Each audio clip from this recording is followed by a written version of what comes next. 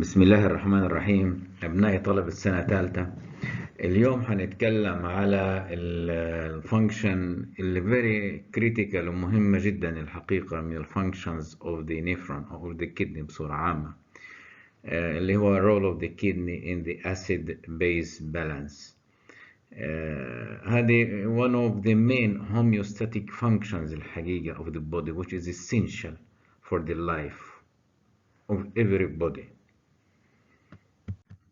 بداية بدنا نتكلم على الفاكتورز which affect the acid secretions. إذا تكلمنا على الأسيد بيز بنتكلم على الأسيد، غالبا هنتكلم على الهيدروجين أيونز. إذا تكلمنا على البيز بدنا نتكلم على البيكربونات أيون بصورة عامة، يعني الاثنين هذولا and other substances playing a role in controlling the functions of the kidney concerning the homeostatic function الوظيفة الثانية اللي critical للكلية أو النيفرون. يمكن في الوظيفة الأولانية كنا تكلمنا على الإكسترا cellular volume adjustment، سواء كان hypovolumic أو hypervolumic، و role of the nephrons in adjusting سواء hypovolemia أو hypervolemia، والfunctions of the kidney and the relations of الهرمونز اللي كانت critical كتير، تحديدا aldosterone و antidiuretic hormone and other substances in controlling the adjustment of the extracellular fluid. اليوم هنتكلم how the factors affect the renal acid secretions of the nephrons في الكدني تحديدا. يعني نمرة واحد من ضمن الفاكتورز اللي هي affecting the renal acid secretion and we mean by that غالبا اللي هو الهيدروجين ion concentration. نمرة واحد اللي هو intracellular partial pressure of carbon dioxide. والpartial pressure of carbon dioxide is the measure of the carbon dioxide within the arterial or venous blood. أحيانا بناخد ABG أو arterial blood gas أو venous sample، لكن بناخد بالنا إنه it is venous and it is or arterial، وبناء عليها بنعمل adjustment للقراءة تبعتنا. في خلافات بسيطة لكن أيضا this or that. It often serves as a marker of sufficient alveolar ventilation in addition to the renal function within the lungs. Generally, under normal physiological conditions or states, the value of partial carbon dioxide pressure ranges between 35 ل 45 ملم of mercury، وهذه اللي هي بالقراءة لما ناخد سامبل وبنبعتها لل ABG أو arterial blood gas، وهذه كتير مهمة الفانكشن الحقيقة. When the partial pressure of carbon dioxide is high, respiratory acidosis, what is meant by that? More intracellular bicarbonic acid is available to buffer the hydroxyl ions, OH ions, and acid secretion is enhanced on this at this situation, whereas the reserve is true the reverse. يعني العكس تماما. لو كان partial pressure of carbon dioxide is low اللي هو respiratory alkalosis بيكون العكس تماما. لما بيكون اللي بيحصل عكس اللي حاصل هنا تماما. Potassium ion concentrations are playing a very important role in affecting the renal acid secretion. By potassium depletion, there will be enhancement of acid secretions, apparently because the loss of potassium, as we know and explained before, causes intracellular loss of potassium causes intracellular acidosis. يعني إن بيحصل يعني البوتاسيوم بدل الهيدروجين ions will be secreted، وبالتالي بيصير loss of potassium ions causing intracellular acidosis في secretion للهيدروجين ions زي ما برضو شرح في النيفرون functions. Even through the plasma pH may be elevated. Conversely, potassium excess the other way around in the cell inhibits the acid secretion.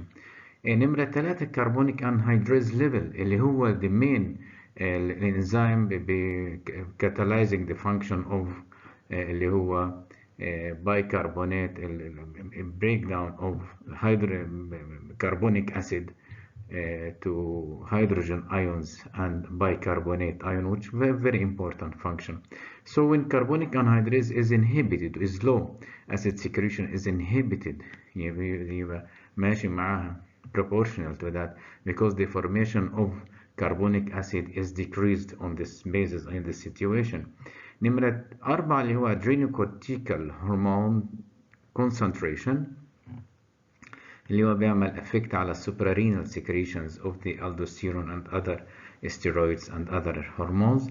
Aldosterone and other adrenocortical steroids that enhance the tubular reabsorption of sodium تحديدا اللي هو aldosterone.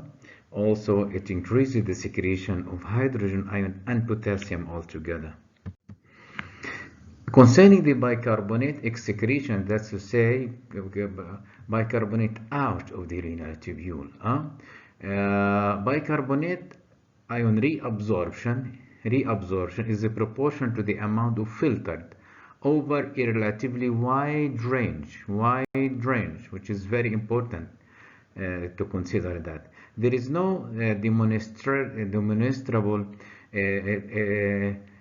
transport maximum for bicarbonate, but the bicarbonate ion reabsorption is decreased by an unknown mechanism so far when the extracellular fluid volume is expanded. It is related to the volume of the extracellular fluids.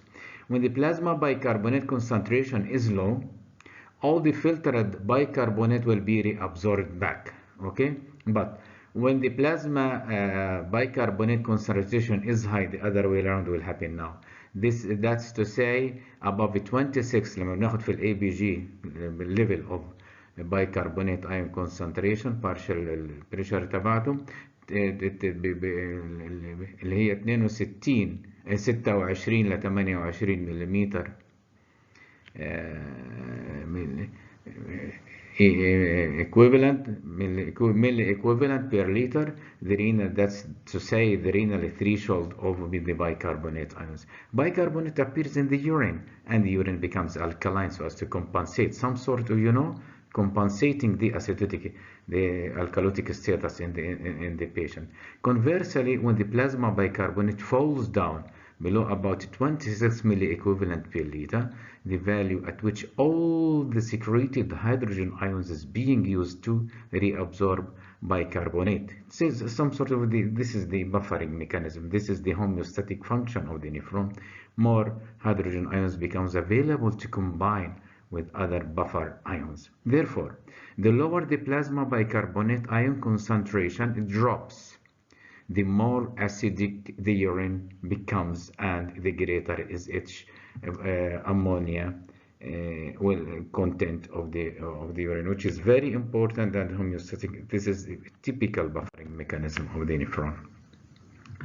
So on this basis, the changes which occur in the nephron, normally or physiologically speaking, in the proximal tubule, there is a moderate drop in the pH that occurs, but most of the secreted hydrogen ions has little effect on the luminal pH because of the formation of the carbon dioxide and water from carbonic acid, catalyzed by the carbonic anhydrase.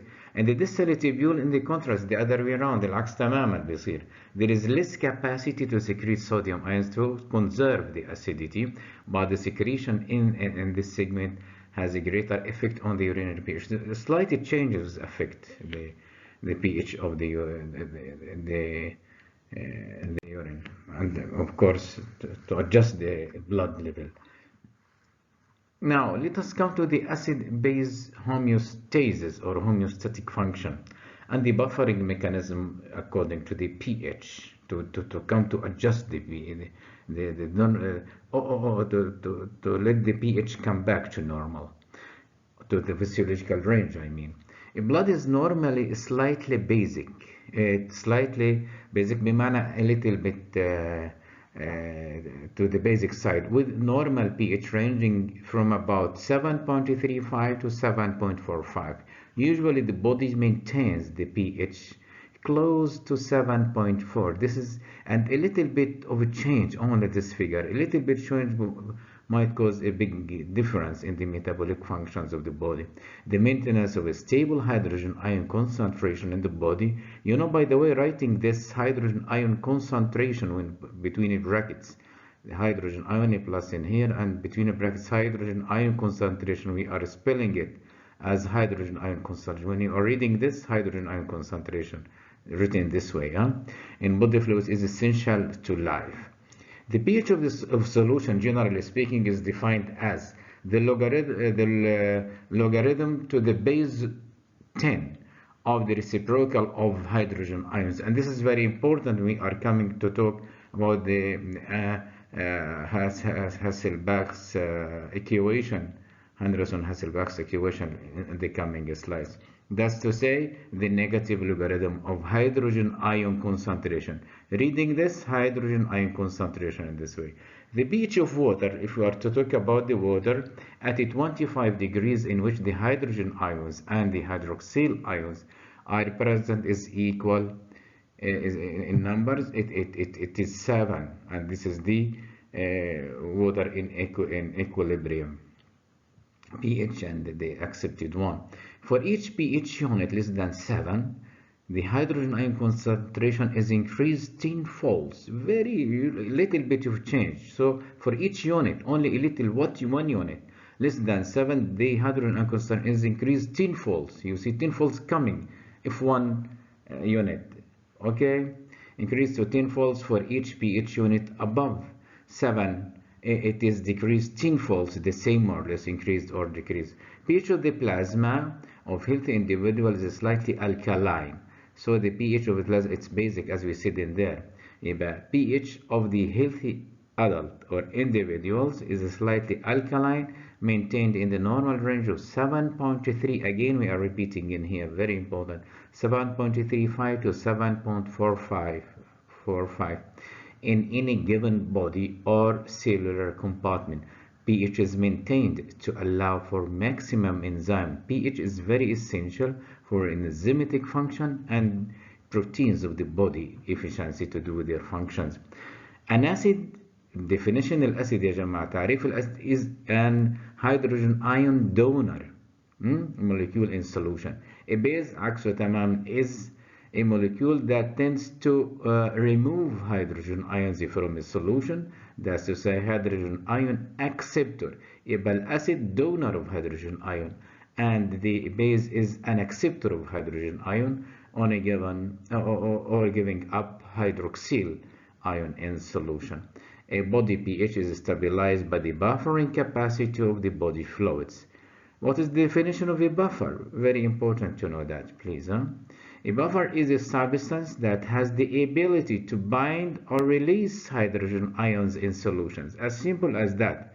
It's a combination, it's a system of two things, as we shall see the types of buffers in the coming talk.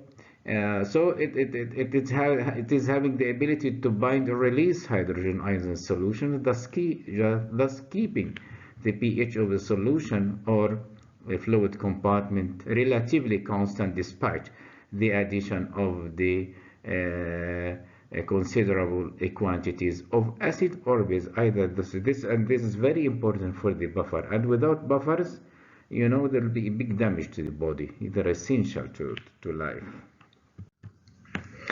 For the acid-base homeostasis still, there is a principle or phenomena called as isohydric principle, and this isohydric principle is a phenomena whereby multiple acid-base pairs اللي هي البفر تقريبا acid-base pairs in solutions will be in equilibrium موجودين في البودي يا جماعة with one another, tied together by their common reagents, the hydrogen ion, and hence the pH of the solution. That's to say, all the buffer pairs in homogeneous solutions are in equilibrium with the same hydrogen ion concentration, and this is what is meant really by the buffer system according to this principle, equal amounts of this and that. When acids are replaced in solutions, there is a dissociation, hydrogen ion, hydrogen and an acid. dissociated to hydrogen ions and the free acid in there. There is moiety, I mean. There is a dissociation of some of the components, the component acid HS, HA abbreviations أو الديفينيشن تبعها وكتابتها بالطريقة هذه into its proton hydrogen ion and the free acid, which is assembled like this. So an acid will come to the component of its proton hydrogen ion and the free acid hydrogen ion proton اللي هو hydrogen ion H plus and the free acid. An equation, a constant will be equal to this, the hydrogen ion concentration multiplied by the free acid over the acid itself according to the mass action law. This is an equation well known, the mass action law. Potassium is a constant, this is a constant. If the logarithm of each side is taken, وبالتالي بيكون نحولها للوغاريتم equation. Logarithm hydrogen ion concentration will equal logarithm the constant plus the log over the log multiplied by the acid itself over the free acid in here. So both sides can be multiplied by minus 10 really to yield minus log hydrogen ion concentration will equal minus log of the constant plus logarithm the free acid over the acid itself. There is a very important equation in here. We are calling it, or it is called as Henderson-Hasselbalch equation, pH. And here, what does pH equals according to this equation? Please keep this equation in mind. Keep it very, we'll fix it in your mind. pH will equal will be P of the constant plus the logarithm of the free acid in here over the acid itself. This buffering capacity of a particular weak acid is best when the P of the constant of that acid is equal to the pH of the solution, or when as simple as the free acid concentration will equal the acid itself over the pH, and this will equal, of course, the constant, the P of the constant. Similarly, exactly as the carbonic acid will be equal, easy dissociation between the proton, the hydrogen ion, and the bicarbonate ion. This is very important to keep it in mind. These physiological equations, we are to keep it in mind, realize it in mind, and just to be recalled whenever needed. So the Henderson-Hasselbalch equation, again, we are calling it pH will equal here P of the P of the constant, and by that is meant it equals 6.1 the pKa of carbonic acid itself, pK of carbonic acid itself. It's like this, and plus the logarithm of the free fatty acid over the acid itself. And the Hasselbalch equation here will be like this. So pH will equal 6.1, this pK 6.1 plus log of the bicarbonate concentration here over 0.0301. 0.03 is meant by that is the solubility coefficient in the blood of carbon dioxide in the in body fluids multiplied by the partial pressure of CO2. This Hasselbalch and Henderson-Hasselbalch equation is very important just to keep it in mind, and this is the definition of the pH. What does it equal pH? So pH of the blood or any fluid will equal this. This is the constant itself plus the log bicarbonate concentration over the 0.03 multiplied by with the partial pressure of CO2, and this will equal 0.3 definition لها is the solubility coefficient in the blood of the carbon dioxide. Now for the acid-base balance, again this equation will come every now and then. Please try to keep it in mind. Henderson-Hasselbalch equation, okay? pH equals pK constant plus log free acid over the acid itself, and this is the equation we explained in the previous slide. So the acid-base balance is primarily concerned with two ions. Number one is the hydrogen ions and the bicarbonate ion. So the pH is dependent variable. pH is very important, dependent, the main factor depending upon, and is to be readjusted all the reactions happen in our body. Dependent variable, while the bicarbonate concentration and partial pressure of CO2 are independent variables. Systemic arterial pH of the blood, of the arterial blood gases is about is in the range of 7.35 and 7.45. The buffering mechanisms in our body are three.